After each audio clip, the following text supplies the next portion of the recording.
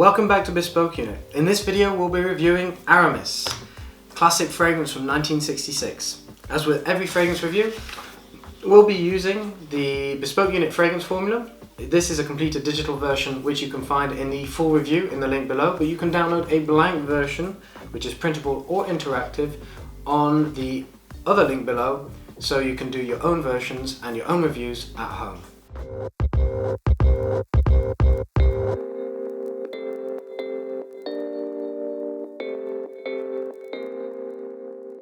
Aramis was first launched in 1964 by Estée Lauder. It was originally only available in New York department stores and then became available the following year in Harrods only. It then became globally launched in 1966 and is today available in more than 150 countries. It was an emblematic fragrance of the 60s, which is very influential today and is seen as something of a classic which defines masculine sexual liberation of the 60s and 70s. Let's give this a try then. I'm very curious to see what we get. Remember, 2 sprays on the back of the hand. Ooh, this is a very misty atomizer. And just let it sit for a second so the alcohol cooks away briefly so we don't get alcohol when we smell the head notes. Wow. Okay, the first thing is, and we'll talk about this later in the Wake and Strength, don't over-apply Aramis. This is a very, very strong fragrance. So the first thing we get is a bitter bergamot flavour which comes with artemisia. Artemisia is what's used to make absinthe. It's a very bitter herb. I think it's also known as wormwood. This is accompanied by thyme and black pepper, so we have something very aromatic, spicy, very bitter, but quite citrusy. Now the heart is starting to emerge with a sort of earthy, leathery, sweet patchouli, jasmine, aromatic cloves and sage. Now let's wait a second, let the heart cook away and reveal the base. So a little time has passed since we last tested the heart, and now we're firmly in the base. Now we have a very distinctive amber accord here. This is created by what seems to be a blend of labdanum, guaiacwood, which also creates a slight leather note, oak moss and sandalwood. It's very earthy, very animal, very musky, and quite powdery.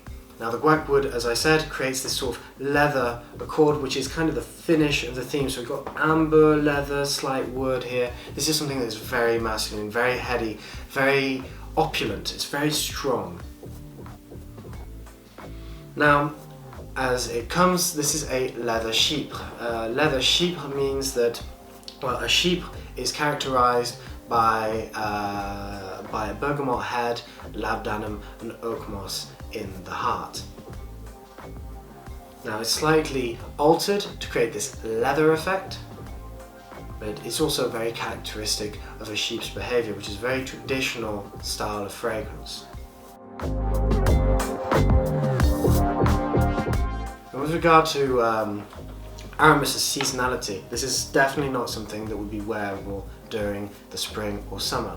It's far too musky, it's far too heady, and it's far too strong for these months. Because of the summer, because it's going to get quite hot, it will come across as very oily and very dirty. However, it shines very, very well during the autumn and winter.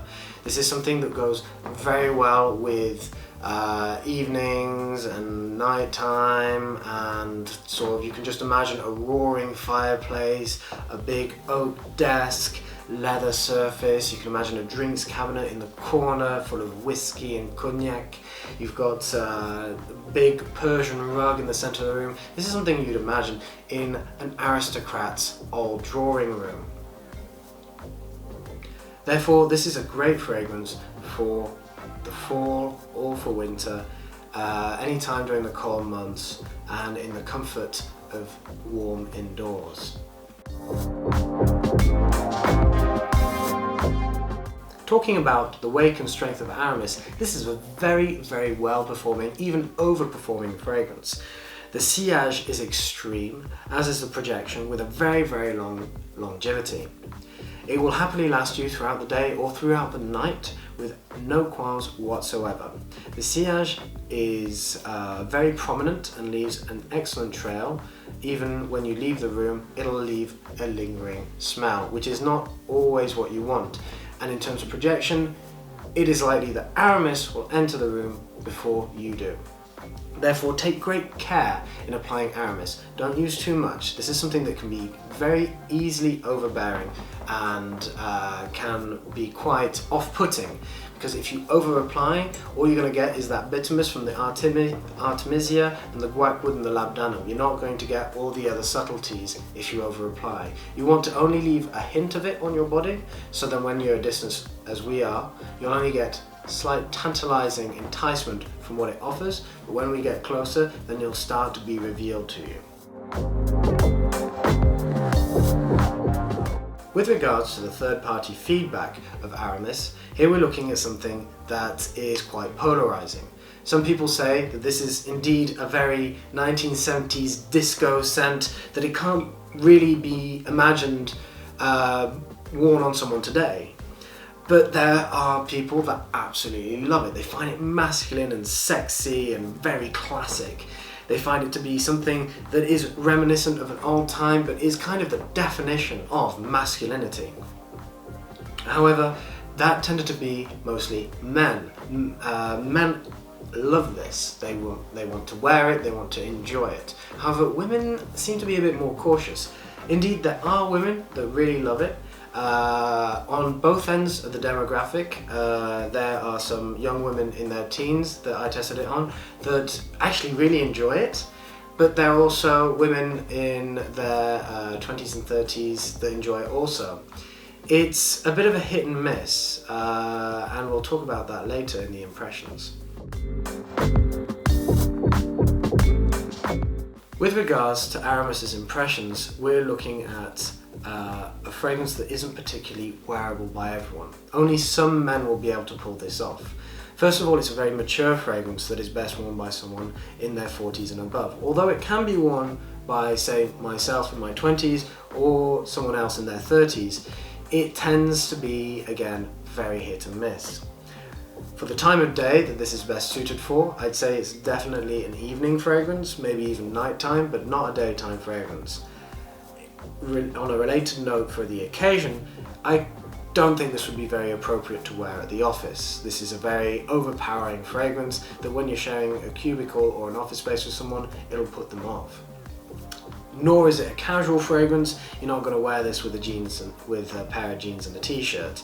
So I'd say that it is most appropriate for romantic encounters and dating, but a lot of care should be taken wearing this. This is, again, a very masculine, very strong, even as we've scored it El Macho fragrance. This is on the extreme end of the scale. As they said in Anchorman, 60% of the time, it works every time. Which, as Ron Burgundy said, that doesn't make any sense. Well, when you wear Aramis, you'll start to realize actually it makes more sense than that. You feel very confident wearing it, very successful, very, very virile. However, it's not going to please everyone. Again, it's a very hit and miss fragrance. If you think you can put it off, by all means give it a try, but take great care not to over apply. Finally, with the presentation of Aramis, first things first, the bottle is very understated with a classic looking plastic gold stopper Aramis, which looks like it's been written on a plaque, and the bottle is very old school with beveled edges. The atomizer though is excellent. It gives a great mist, which is exactly what you want with this kind of fragrance. You don't want it to concentrate like a water gun on your body, but you want to give it a very thin veil of cloud, which just gives this gentle dispersion on your skin and isn't too concentrated in any area. In terms of packaging, well, it kind of reminds me, and I've talked about this before, tabac pour homme. Let's compare it right now, actually. I've got it here somewhere. So here we have tabac pour homme. As you can see, we have something quite similar with these sort of red waves or clouds, a bit browny. Tabac pour homme came out in 1959, Aramis came out in 1964. So we're looking at two fragrances from a very similar era. If you check out the tabac pour homme review, which can be found either on the site or on our library, we did a video version too, you'll find that they're completely different fragrances. In fact, when I first saw tabac, I was expecting something very much like Aramis. Anyway, moving on. As much as I enjoy, I'll put that away later.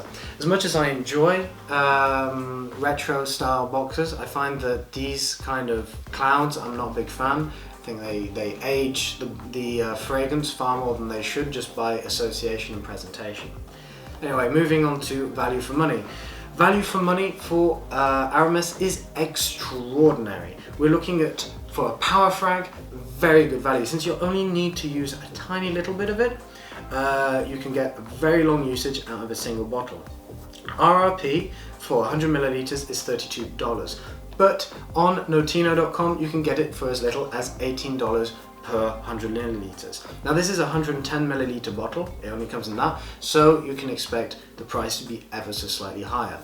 Check the link below for Notino. There's another one for Amazon where I think it's slightly more expensive, so I definitely recommend that you get it from notino.com instead. Hairy chests, medallions, open collar shirts, shades and big mustaches. These are just some of the accessories that you will need if you want to wear Aramis. Joking aside, this is a very warm and mature classic cologne. Although it may not be as versatile as contemporary fragrances and very difficult to wear these days, it does deserve a place among the best. This is a classic fragrance which is going to be impossible to copy. You only have one Aramis and this is it. Give it a try. It's only, as I said, $18 for 100 milliliters, so it's worth giving a shot, or at least go to a drugstore and give it a sniff. This is widely available, especially in the USA. In Europe, actually, it's very hard to find these days, so I actually have to get it in the USA to be able to test it. Nevertheless, this hat features warm notes of leather and amber that go perfectly well on cold winter evenings. Since now we're in November, at the time of recording this video, it's probably worth giving it a shot. My name is Philippe Bowles, that's all from me today. Be sure to like the video if you enjoyed it, leave a comment if you have some thoughts that you'd like to share, and subscribe if you want to watch more like this in the future. Don't hesitate to head to bespokeunit.com where we do plenty of other things beyond fragrances, including washes, personal grooming, style, and head to our social networks. Feel free to connect with us. We're very active on both Instagram and Facebook, as well as Twitter. Take care.